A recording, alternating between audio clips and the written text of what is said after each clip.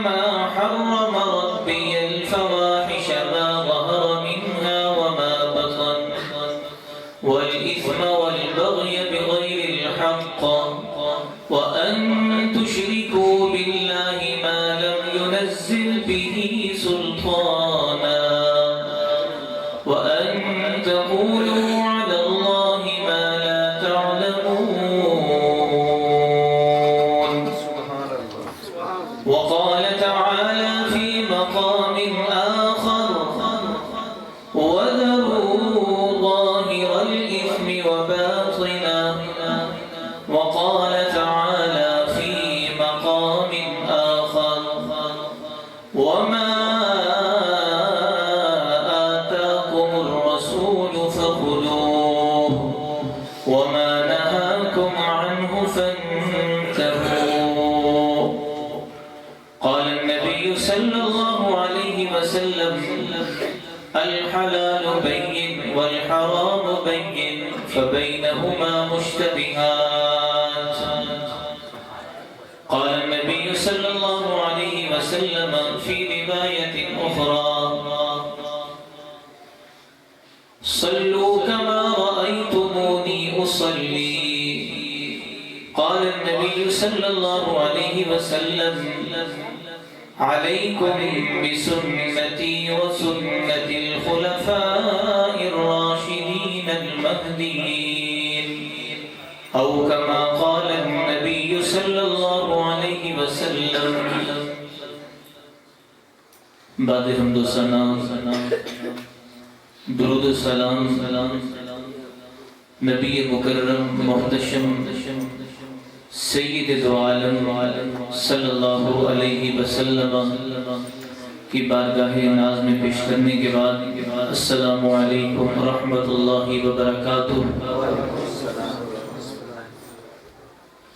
مجمع میں تشریف فرما حضرات علماء کرام،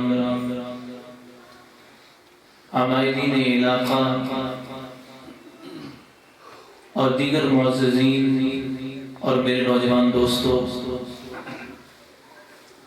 آج 5ویں شان مصطفیٰ کانفرنس اللہ کے فضل و کرم سے آپ کی مسجد میں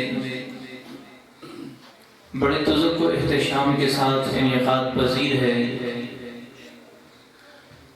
میں دعا گو ہوں منتظمین، معاونین، مخلصین، محبین کے حق میں اور برادر مکرم حضرت اقدس حضرت مولانا ضیاء الرحمان اطال اللہ عمرہ کے لیے کہ ان کی کوششوں، کاوشوں اور آپ کی محبتوں کے نتیجے میں یہ 5ویں سالانہ کانفرنس آج یہاں منعقد ہے. یاد رکھیے گا کہ عموماً ہمارا کچھ ذہن بعض احباب کا یہ بن جاتا ہے کہ ایسی مجالس، محافل کی ضرورت نہیں ہے، اشتہارات اور دیگر ایسے ذرائع جن سے یہ مجلس جدید دور کے تقاضوں کے مطابق دنیا بھر میں دیکھی جا سکے، سنی جا سکے. تو ہم ایک ترتیب کو لے کر پھر یہ کہتے ہیں کہ جناب سادگی سے ہی اسلام پھیلتا ہے، بجا ہے کہ اسلام سادگی سے ہی پھیلتا ہے. لیکن نبی مکرم صلی اللہ علیہ وسلم کے دور اقدس میں خطوط لکھ کر روانہ کیے جاتے تھے اور اس دور کا میڈیا خط کی شکل میں تھا. زمانہ بدلتا رہا یہاں تک کہ رسالے اور کتاب کا دور آیا تو رسائل، جرائد بھی اپنے وقت کے لحاظ سے یہ علماء کے کام آتے رہے. پھر اخبارات کا زمانہ آیا تو علماء کرام اخبارات کے ذریعے پیغام شان رسالت پہنچاتے رہے، اور جس دور سے ہم گزر رہے ہیں اس دور میں اب یہ ہتھیار ہے ایک کہ میڈیا کے ذریعے اپنی آواز کو پہنچانا، نبی مکرم صلی اللہ علیہ وسلم کے فضائل، آپ کی شانیں دنیا کو بتلانا۔ قابل صد احترام، اس لیے ان چیزوں کا استعمال آج کے علماء نے اس کی اجازت دی ہے۔ ہم تو بہت پیچھے رہ گئے اس میدان میں۔ ڈاکٹر اسرار صاحب رحمۃ اللہ علیہ تعالی 1980 سے قبل انہوں نے اس ہتھیار کا استعمال کیا، اور آج برسوں گزر جانے کے بعد اور تقریباً 11 سال ان کے انتقال کو ہو چکے ہیں، تو جو ان کے بیانات اور دروس تھے اس دور میں آج دنیا بھر میں سنے اور دیکھے جا رہے ہیں، اور عوام الناس پاکستان کی حد تک نہیں بلکہ بیرون عرب ممالک میں وہاں کے بادشاہ حکمران بھی ان کو سنتے ہیں کہ یہ بندہ کیا کچھ کہہ گیا، کہ آنے والے وقتوں کے لحاظ سے قرآن و سنت کے تحت ایسی پیشگوئیاں فرمائی کہ وہ زمانہ آنے والا ہے جس زمانے میں ایسے ایسے کارنامے ہوں گے۔ تو میرے قابل صد احترام نبی مکرم صلی اللہ علیہ وسلم کی شان رفعت بہت بلند ہے۔ نبی مکرم صلی اللہ علیہ وسلم بہت بلند مقام رکھتے ہیں، اتنا بلند مقام ہے کہ شاید وہ یوں کہتا ہے کہ قصہ مختصر بعد خدا توئی، اللہ رب العالمین نے رحمت للعالمین کے مقام کو اتنا بلند کر دیا، آپ کی شانوں کو اتنا بلند کر دیا کہ میرے پاس وہ لفظ ہی نہیں ہے۔ میں تو یوں کہا کرتا ہوں کہ شان رسالت مآب صلی اللہ علیہ وسلم کے لیے رب العالمین نے قرآن مجید قرآن رشید کو اتارا۔ اللہ رب العالمین قادر تھا، قدرت رکھتا تھا کہ ہماری پلک جھپکنے سے پہلے وہ اپنے رحمت للعالمین اپنے محبوب کے قصائد، فضائل، شانیں بیان کر دیتا، لیکن رب العالمین نے 23 سال میں محبوب کی شانوں کو بیان کیا، اس کی آمد کے مقصد کو بیان کیا، آنے کے بعد پھر اس کے جو روشن راستے ہیں جن پر چل کر دنیا اور آخرت کی کامیابی چلنے والے کو ملتی ہے، رب العالمین نے کتاب مبین میں ان کو بیان فرما دیا۔ تو میں یہ کہا کرتا ہوں کہ مجھ جیسا کم علم کم عمر وہ لفظ کہاں سے لائے، وہ لغات کہاں سے لے کر آئے، وہ زبان کہاں سے لے کر آئے کہ جس میں آقا کریم صلی اللہ علیہ وسلم کی شایان شان وہ لفظ ہوں جو ہم آپ کے لیے استعمال کر سکیں۔ بس اتنا ہی عرض کرتے ہیں باری تعالیٰ اپنی طاقت، اپنی بساط میں، اپنی قدرت میں اتنا ہی تھا جو ہم نچھاور کر سکتے ہیں، اور نچھاور کرنے کے بعد بھی ہم شرمندہ ہیں۔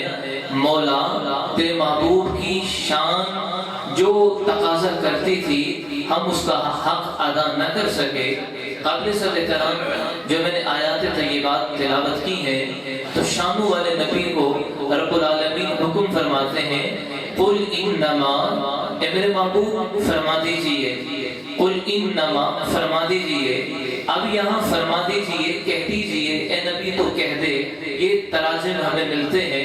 میں ذوق پہ ڈوب کے یوں کہتا ہوں، قل، اے میرے نبی فرما دیجئے۔ میرے نبی کی شان اتنی بلند ہے کہ وہ لفظ جب آپ کی زبان اقدس سے نکلے ہوں گے، ان لفظوں کی خوشبو جب پھیلی ہوگی، وہ لفظ جب اپنے آقا کریم صلی اللہ علیہ وسلم کے منہ مبارک سے نکلے ہوں گے، وہ عالم و کیفیت کیا ہوگا، وہ لفظ فضاؤں میں گئے ہوں گے، وہ لفظ صحابہ کے پردہ سماعت سے ٹکرائے ہوں گے اور دل کی تختی پہ رقم تراز ہوئے ہوں گے، عمل کے پھر وہ غنچے کھلے ہوں گے۔ ذی قدر وہ منظر بڑا عجیب ہوگا جب اللہ رب العالمین نے حکم فرمایا اور سرکار آگے تلاوت انہوں نے کی ہوگی، قل انما حرم ربی الفواحش، کہہ دیجئے کہ میرے رب نے حرام کر دیا الفواحش بری چیزوں کو، ما ظہر منہا وما بطن جو ظاہری طور پر نظر آتی ہیں،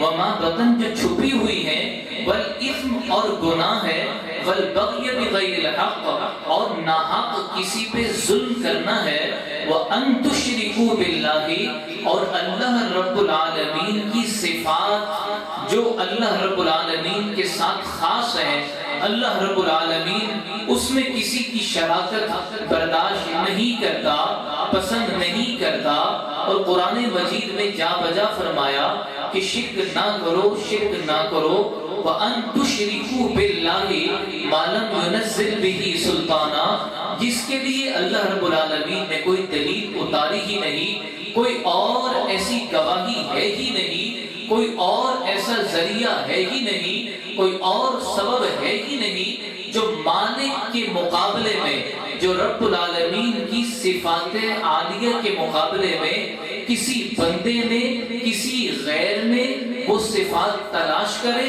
اور یہ کہے کہ اللہ کے مقابلے میں کوئی اور بھی یوں کر سکتا ہے۔ رب العالمین فرماتا ہے مَا لَمْ يُنَزِّلْ بِهِ سُلْطَانًا کوئی دلیل اتاری ہی نہیں، وَأَن تَقُولُوا عَلَى اللَّهِ مَا لَا تَعْلَمُونَ اور تم یہ کہو اللہ رب العالمین کے حوالے سے جس کا تمہیں علم ہی نہیں۔ اسی آیت سے متعلق سورہ انعام کی جو آیت میں نے پڑھی وَذَرُوا ظَاهِرَ الْإِثْمِ وَبَاطِنَهُ کہ ظاہر اور باطن کے گناہوں کو چھوڑ دو۔ تو قیام القدر اگر ذوق ہوگا تو میں ترنم میں یہ آیت پڑھنے کی کوشش کروں گا تاکہ ایک بیان، ایک جو ہے وہ سبق کی طرز سے نکل کر عوامی طرز کا وہ بیان بن سکے۔ اگرچہ اس پر قادر الکلام ہونے کا میرا دعویٰ نہیں ہے، آپ کا ذوق ہوگا تو قرآن مجید ترنم میں پڑھنے کی کوشش کروں گا انشاءاللہ تاکہ یہ بات مزید ہم سمجھ سکیں۔ اللہ رب العالمین نے کیا فرمایا؟ قُلْ إِنَّمَا رَبِّيَ الْفَوَاحِشَ مَا ظَهَرَ مِنْهَا وَمَا بَطَنَ رب العالمین رحمت للعالمین کو حکم دے رہے ہیں، اے میرے محبوب کہہ دو میرے رب نے مجھے حکم دیا، یہاں یہ نہیں کہا ربکم تمہارا رب، بلکہ فرمایا قُلْ إِنَّمَا حَرَّمَ رَبِّيَ الْفَوَاحِشَ مَا ظَهَرَ مِنْهَا وَمَا بَطَنَ کون سے گناہ؟ علامہ تفسیر منیر پر لکھ دیں جناب والا، وہ گناہ جنہیں فطرت سلیمہ بھی تسلیم کرتی ہو، یہ گناہ ہے۔ اللہ تعالی قدر رب العالمین نے ساری کائنات کے انسانوں کے اندر ایک ایسی چیز کو رکھ دیا وہ پہچان جائے کہ جناب والا یہ گناہ ہے، یہ برائی کی چیز ہے۔ مذہب اسلام کے ساتھ خاص نہیں، مسلمان کے لیے پیغام نہیں، بلکہ دنیا بھر میں جتنے لوگ رہنے والے ہیں جو فطرت سلیمہ رکھتا ہے، ہر ایک آدمی انگریز ہو، کالا ہو، گورا ہو، ہندو ہو، سکھ ہو، یہودی ہو، عیسائی ہو، کوئی بھی ہو وہ ان چیزوں کو گناہ سمجھے گا۔ ربی الفواحش فاحش چیزیں، علامہ قرطبی نے تفسیر میں کیا لکھا جناب والا رقم تراز ہے کہ فواحش سے مراد وہ گناہ جو دن کے اجالے میں کیے جائیں، فاحش سے مراد وہ گناہ جناب والا کسی اور عورت سے ایسا تعلق قائم کیا جائے جو اپنی منقوحہ سے جس سے نکاح ہوا اس سے جو تعلق قائم کیا جاتا ہے وہ کسی غیر عورت سے قائم کیا جائے۔ رب العالمین نے منع فرما دیا ما ظہر منہا وما بطن جو ظاہر کے گناہ، جو باطن کے گناہ، میرے دل میں کسی کے لیے برا خیال نہ آئے، میرے دل کے اندر کسی کے لیے کوئی ایسی سوچ اور فکر نہ آئے کہ جس سے میرا مسلمان بھائی نقصان میں جا سکے۔ آج حالات و واقعات اس طرح کے ہو گئے، مسلمان کے قتل کے در پہ ہو گیا، جان لینے سے بھی پیچھے نہیں ہٹتا، آج مسلمانیت سے بھی ہٹتا چلا جا رہا ہے۔ یہی وجہ ہے کہ ہر روز اخبارات کی خبریں ہم دیکھتے ہیں کہ فلاں نے فلاں کو قتل کر دیا، ظلم اتنا بڑھ گیا کہ بھائی بھائی کا قاتل بن گیا، ظلم اتنا بڑھ گیا بیٹا باپ کا قاتل بن گیا، ماں کا قاتل بن گیا، باپ بیٹے کا قاتل بن گیا۔ ایک بزرگ میرے پاس آئے کہنے لگے میرا ایک ہی بیٹا تھا وہ قتل ہو گیا، 6 بیٹیاں میری ہیں، 3 کو میں نے اپنے گھر کا کر دیا، مولوی صاحب دعا کرو کہ رشتہ جوڑ کر آ جائے، میں بالکل مفلوج ہو کے رہ گیا ہوں، ایک ہی بیٹا تھا وہ بھی قتل ہو گیا۔ میں نے کہا بابا جی کیسے قتل ہوا؟ کہنے لگی اس کے سگے دادا نے یعنی میرے باپ نے اپنے پوتے کو قتل کروا دیا، کس لیے کہ جائیداد کے لیے قتل کروا دیا۔ رب کا قرآن کہتا ہے ما ظہر منہا وما بطن، جو ظاہر کے گناہ جو باطن کے گناہ ہیں انہیں چھوڑ دو۔ حضرات سے قدر آج تہمتیں لگائی جاتی ہیں، ذرا سا کسی کو دیکھا تو فوراً کہہ دیا کہ یار یہ تو فلاں فلاں گناہ میں ملوث ہے، یہ آدمی تو اس گناہ میں لگا ہوا ہے۔ باری تعالیٰ منع فرماتے ہیں ما ظہر منہا وما بطن، کسی پہ تہمت نہ لگاؤ، کسی پہ تہمت نہ لگاؤ۔ حضرات سے قدر آگے لفظ ہے پر اسم کسے کہتے ہیں؟ گناہ ہے، گناہ ہے۔ تو مفسرین لکھتے ہیں آسمہ اس اونٹ کو کہتے ہیں جو دوڑنے کی طاقت رکھتا ہو، دوڑ سکتا ہو لیکن جان بوجھ کے نہ دوڑے تو اسے آسمہ اس اونٹ کو کہا جاتا ہے۔ تو یہاں رب العالمین نے جو فرمایا بالاسم، گناہ نہ کرنا، نیکی کی طاقت ہے، گناہ سے بچ سکتے ہو لیکن پھر بھی نیکی نہیں کرتے اور گناہ میں لگ جاتے ہو، رب العالمین نے اسے منع فرمایا۔ والبغی بغیر الحق، دوسرے پہ ظلم کرنا۔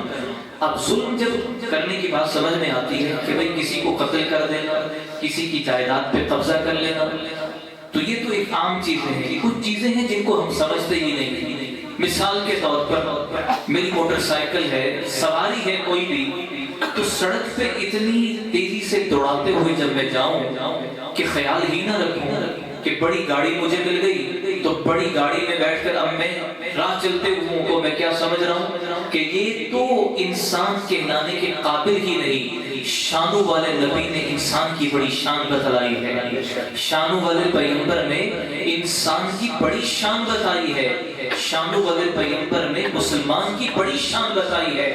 اور آقا کریم صلی اللہ علیہ وسلم کا ایک واقعہ ملتا ہے، حضرت عبداللہ ابن مسعود رضی اللہ تعالیٰ عنہ وہ راوی ہیں اور اس موقع پر وہ خود وہاں ساتھ آقا کریم صلی اللہ علیہ وسلم کے طواف میں شریک تھے۔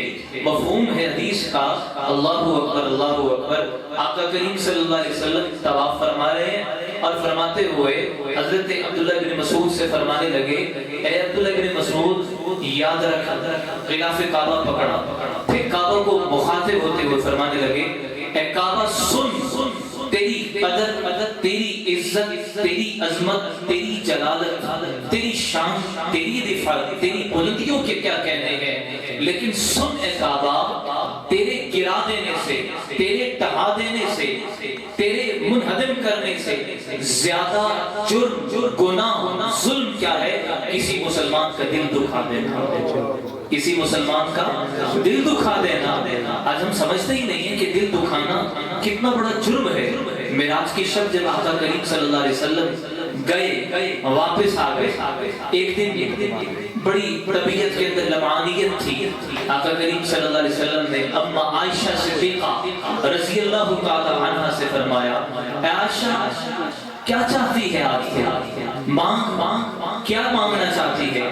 اما عائشہ رضی اللہ تعالی عنہا آج گزار ہوئی آقا میں اپنے ابا سے مشورہ کر کے آ جاؤں، سیدنا صدیق اکبر رضی اللہ تعالیٰ کو میں بہت کنٹرول کر کے، بہت ضبط کر کے یہ کہوں گا کہ بات جب سیدنا صدیق اکبر کی آئی اور اب جس مہینے سے ہم گزر رہے ہیں اسی مہینے کی 22 تاریخ کو حضرت ابو بکر صدیق رضی اللہ تعالیٰ عنہ کا دن بھی آنے والا ہے، تو گرامی القدر وہ صدیق اکبر رضی اللہ تعالیٰ عنہ اپنی بیٹی سے عرض کرنے لگے کہ آقا کی خدمت میں جا کے یہ عرض کر دو میری بیٹی کہ اور تو کچھ نہیں چاہیے، معراج کی شب جو آپ کو راز و نیاز کی کچھ باتیں ملی تھی ان کا علم دیجئے۔ اما عائشہ جب آئی اور ارگزار ہوئی، آقا نے فرمایا عائشہ تیرے ابا نے بھی مانگا تو کیا مانگا ہے؟ علم مانگا ہے۔ ابو بکر صدیق نے علم مانگا ہے۔ کون ابو بکر ہے جو آقا کا خلیفہ اول ہے؟ کون ابو بکر ہے جو ریاست مدینہ کا پہلا خلیفہ ٹھہرا ہے؟ ارے آج ریاست مدینہ کا عنوان دینے والوں، ٹائٹل دینے والوں میں بڑا کنٹرول کر کے، ضبط کر کے اتحاد امت کے لیے فقط اتنا کہنا چاہتا ہوں کہ محرم کا مہینہ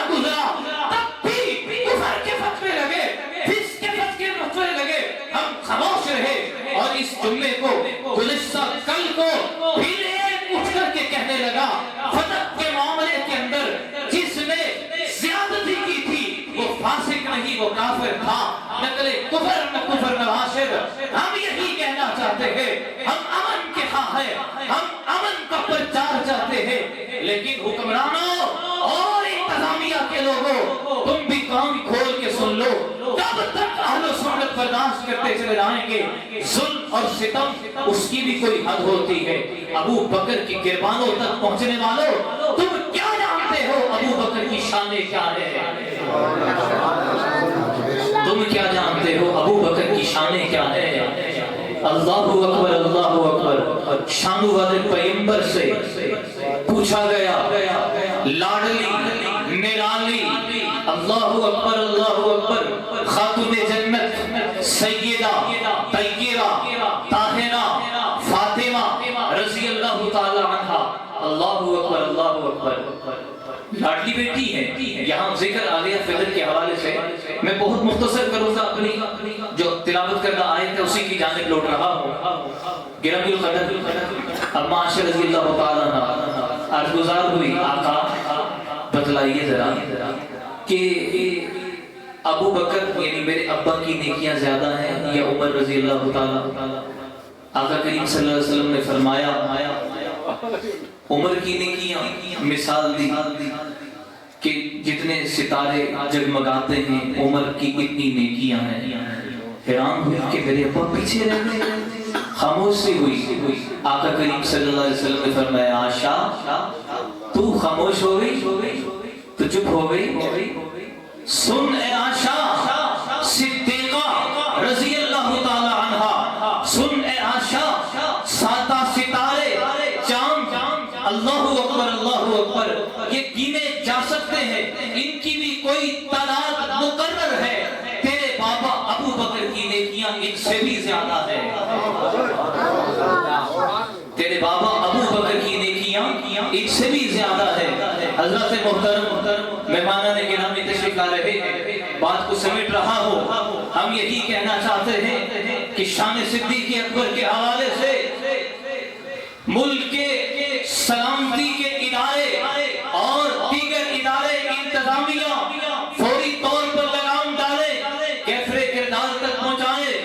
ہم وطن کا امن چاہتے ہیں اور امن کے خواہ ہیں، کیونکہ قرآن یہ کہتا ہے وَالْبَغْيَ بِغَيْرِ الْحَقِّ، حق پہ ظلم کوئی بات آ جائے، نہ حق کسی سے ظلم نہ کرنا۔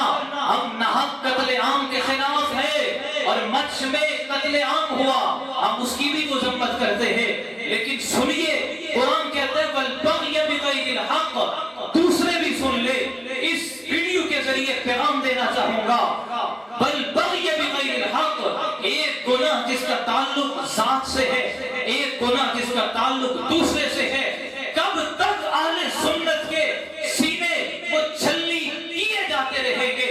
رب کعبہ کی قسم یہ ہے، ادنا عمر رکھتا ہو، عمر کا پتہ بھی نہیں، 3 آپریشن 1 سال میں گردے کے ہو چکے ہیں، نہ جانے کس موڑ پہ زندگی کی شام ہو جائے۔ اتنا کہنا چاہوں گا، تحریر کی دنیا میں، کتابوں کی دنیا میں، ہم تمہاری کتابوں کے سینوں سے دلوں سے نکال کر ابو بکر کی فضیلت کو ثابت کریں گے۔ تحدیث بالنعمت کے طور پر اوپر کی تفسیر، امہات التفسیر، ان تک رسائی کے بعد یہ کہنا چاہتا ہوں، تمہاری کتابوں سے وہ کتاب مجمع البیان ہے، اس مجمع البیان ان کے ہاں امہات التفسیر میں اس کا پہلا درجہ ہے۔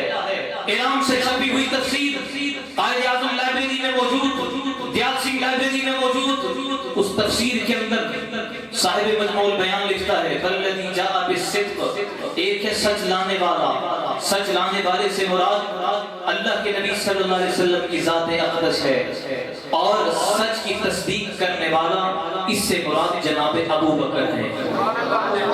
گرامی القدر والبغی بغیر الحق، کسی پہ ظلم نہ کریں، کسی پہ ظلم نہ کریں، اور وہ ظلم کی جو میں آگے تفسیر بیان کر رہا تھا، ایک تو راستے کے بھی بڑے حقوق ہیں کہ راہ چلتے ہوئے بھی ہمیں خیال رکھنا ہے۔